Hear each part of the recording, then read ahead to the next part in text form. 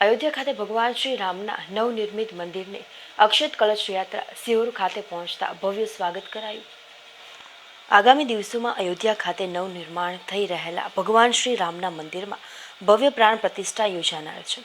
ત્યારે ભગવાનની મૂર્તિની પૂજા સાથે અક્ષત કળશની પૂજા થનાર છે। ત્યારે આ અક્ષત કળશ યાત્રા સમગ્ર દેશમાં ફરી રહી છે। જે અક્ષત કળશ યાત્રા આજે સિહોર ખાતે આવી પહોંચતા વિશ્વ હિન્દુ પરિષદ બજરંગ દળ તેમજ સિહોરના હિન્દુ સમાજ દ્વારા આ અક્ષત કળશનું ભવ્ય સ્વાગત કરવામાં આવ્યું હતું અને જય શ્રી રામના નારા લગાવ્યા હતા।